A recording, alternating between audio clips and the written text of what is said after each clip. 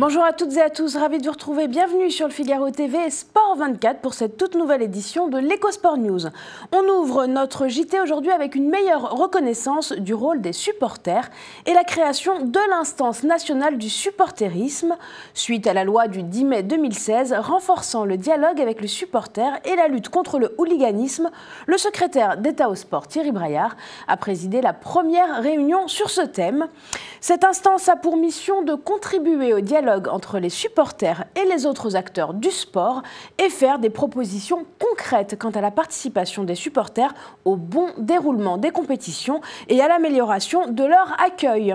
À noter qu'elle sera dotée d'un pouvoir consultatif pour tout projet de texte relatif au supporterisme et qu'elle bénéficiera d'un rôle de recommandation et d'échange d'informations entre les acteurs concernés avec une volonté forte de prévenir et de lutter contre les violences dans les stades. Être supporter, on en parle tout de suite avec la forte mobilisation autour de Paris 2024 et l'organisation des JO.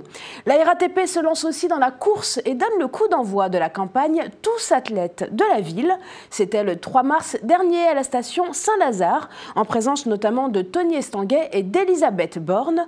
Jusqu'au 7 avril, la RATP, partenaire de la candidature de Paris 2024 pour l'accueil des Jeux Olympiques et Paralympiques, invite les voyageurs à montrer leur mobilisation en donnant des kilomètres. Et oui, cette opération a pour ambition de mobiliser les 12 millions de voyageurs qui empruntent chaque jour le réseau francilien de la RATP. Au sein des stations choisies pour l'opération, à savoir Saint-Lazare, La Défense, Marne-la-Vallée, Nanterre et la gare de Lyon, qui sont habillés aux couleurs de Paris 2024 pour l'occasion, des vélos et des vélos à bras connectés sont mis à disposition des voyageurs qui peuvent pédaler et cumuler des kilomètres, symbole de l'engagement de tous les franciliens pour que les Jeux Olympiques et Paralympiques de 2024 se déroulent à Paris. Alors foncez, allez pédaler. Sport business maintenant, avec un retour sur la 13e édition des trophées Sportsora, dont le partenaire est le think tank européen Sport et Citoyenneté, et qui se sont déroulés le 27 février 2017 aux Folies Bergères à Paris. Un événement qui s'est tenu en présence de nombreux athlètes et qui a permis de remettre 5 trophées du marketing sportif à des initiatives et des actions du sport. Le sponsor de l'année, c'était Orange, la stratégie d'un détenteur de droits, la ville de Paris pour ses fan zones de la Tour Eiffel. Enfin, pour l'activation et l'innovation, c'est la Caisse d'épargne qui l'emporte. La stratégie d'un acteur de l'industrie a été remise à Lacoste. Et pour les startups, c'est Sportizy qui l'a emporté. À noter que les internautes ont choisi Peugeot pour le trophée de la meilleure vidéo publicitaire et mécénat chirurgie cardiaque a reçu, lui, le coup de cœur du jury pour son projet caritatif. Et justement, santé et sport vont ensemble avec le sport sur ordonnance, désormais possible depuis le 1er mars. La loi de modernisation de notre système de santé introduit la possibilité pour les médecins généralistes de prescrire une activité physique aux personnes souffrant d'une affection de longue durée, une ALD. Cette mesure concerne 10 à 11 millions de Français atteints par exemple de diabète, de la maladie de Parkinson ou encore d'Alzheimer, de sclérose en plaques ou de cancer. La prescription de l'activité physique sera faite sur un formulaire spécifique et s'adaptera à la pathologie, aux capacités physiques et au risque médical des patients. Elle pourra être dispensée par les professionnels de santé, les enseignants en activité physique adaptée ou encore les éducateurs sportifs. Le sport pour tous comme une ambition affichée et revendiquée. J'en parle tout de suite avec mon invité du jour, c'est le Focus. Je vous le disais à l'instant, on va parler de sport santé évidemment, de sport en entreprise, de sport féminin, c'est toute l'actualité. Avec mon invité du jour, c'est Manon Laporte. Bonjour Manon. Bonjour. Alors vous êtes présidente de la commission sport, jeunesse et vie associative de la région Île-de-France, donc c'est un très gros pôle et on va parler ensemble aujourd'hui de votre intérêt pour le sport et en particulier pour le sport féminin. Avec plaisir. Alors dites-moi un petit peu quelles sont les actions, quel est l'état des lieux sur la région par rapport aux pratiques sportives et aux bonnes pratiques d'ailleurs.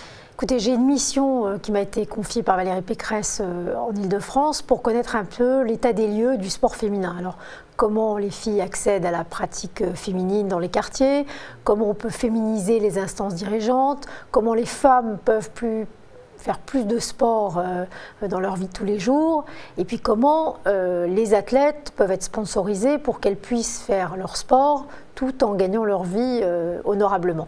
Alors on a reçu ici différentes athlètes, différentes championnes, Gladys Epang, Estelle Mosselli, qui nous disaient effectivement il manque une structure, il faut quelque chose pour permettre d'accompagner les jeunes filles, mais aussi les performeuses, j'allais dire les grandes championnes, dans leur vie de tous les jours. Où est-ce que vous en êtes à la région sur cet accès au sport pour toutes ? Écoutez, pour l'instant, on développe des équipements sportifs, mais je pense qu'il faut repenser l'équipement sportif parce qu'on s'aperçoit que l'espace public n'est pas approprié par les filles, mais est approprié plutôt par les hommes et les jeunes hommes. Et donc, il faut repenser totalement, il me semble, les équipements de proximité. Les carrés, les terrains carrés longs, ça ne correspond pas à la pratique des femmes. Il faut des équipements beaucoup plus petits, peut-être même en cercle, avec du multisport pour que les femmes et les jeunes filles, enfin, s'approprient de l'espace public et du sport et des terrains de sport. Alors, le 8 mars vient de passer, on est en plein dedans, la journée évidemment internationale du droit des femmes. Quelles sont les actions que vous avez pu porter ou mener et comment vous allez continuer à travailler tout au long de l'année sur cette thématique? Écoutez, moi j'ai organisé un débat le soir avec Isabelle Lamour, ce qui est quand même la présidente de la fédération olympique d'escrime, c'est la première femme. Ensuite, il y avait Frédéric Joussinet, qui est donc en charge de la Coupe du Monde du football pour 2019. Et de la féminisation, du sport de la fédération de football. Et puis j'ai aussi invité Evelyne Siriégi, qui est la présidente du CROSIF. Et donc nous avons pu débattre avec ces jeunes femmes de Montreuil et de Bagnolet, puisque bon, c'est particulier à mon territoire et il y a beaucoup de choses à faire en matière de pratique, d'accès à la pratique du sport féminin. Et on a un peu discuté et regardé un peu les axes sur lesquels il fallait appuyer. Et notamment la région est très présente dans l'aide dans les îles de loisirs et auprès du CROSIF, parce que Evelyne Siriégi, par exemple, fait des villages sport en filles, donc ça se passe 2 fois par an avec un certain nombre d'ateliers pour toutes et un accès pour l'alimentation et donc un espèce d'état des lieux de la jeune fille qui se voit sur la diététique et la santé, un suivi sport, santé. Alors évidemment il y a le sport pour toutes, mais il y a aussi le monde de l'entreprise, et je sais que vous travaillez aussi avec la Fédération française du sport d'entreprise. Absolument. Parmi les différentes actions, on en parlait ici avec le président Didier Besser, il y a la course de la diversité, mais il y a aussi les faits qu'on voit derrière la course, c'est faits du sport. Comment est-ce qu'on peut agir aussi en entreprise sur le territoire francilien? Oui, parce que la difficulté pour les femmes, c'est qu'elles ne peuvent pas tout faire. Elles ne peuvent pas s'occuper du ménage, de leurs enfants, de la cuisine, de leur travail, et en plus faire du sport. Donc le sport passe toujours en dernier, alors que le sport est essentiel dans la vie d'une femme. Il faut donc que les entreprises aménagent, soit sous forme de coaching, soit sous forme d'aménagement dans les entreprises elles-mêmes, un espace pour que les femmes, pendant leurs heures de travail ou en dehors de leurs heures de travail, puissent en fait faire du sport au sein de leur entreprise. Et après, effectivement, il faut aider les entreprises, et plus particulièrement les PME, à défiscaliser et enlever les charges sociales sur les horaires, sur les heures qu'auraient faites les femmes pour faire du sport. Quelles sont les réactions qu'on peut avoir, toutes ces jeunes filles dont vous nous parliez, ou ces femmes qui sont en entreprise et qui sont actives? Quel retour vous avez sur ce combat, on va dire, qui est le vôtre? C'est un combat de tous les jours, et puis ça n'avance pas assez. Moi, j'ai fait 103 auditions, j'ai interrogé des sociologues, des présidents de clubs féminins, même un agent de sport féminin, vraiment énormément de monde, et toutes me disent effectivement il y a un petit peu de progrès, mais les femmes ne font pas assez de sport, les athlètes ne sont pas assez reconnus, il n'y a pas assez de sponsoring, les médias n'en parlent pas assez, et puis les femmes athlètes, si on peut redire, enfin les sportifs de haut niveau, ne peuvent pas vivre avec le sport uniquement. Donc il faut trouver des plateformes pour que, et puis la région, j'espère, va s'y mettre, faire du mécénat, peut-être accompagner plus les sportives ou faire un espèce de réseau avec les entreprises et les athlètes pour qu'elles puissent enfin s'entraîner et gagner leur vie normalement. Est-ce qu'aujourd'hui on parvient à casser les codes, à casser les préjugés? Il y a des sports qui sont dits plus masculins que d'autres, je pense à la boxe, je pense au rugby, vous le savez. Est-ce qu'aujourd'hui on arrive aussi à prévenir ou à sensibiliser au fait qu'on puisse casser les préjugés?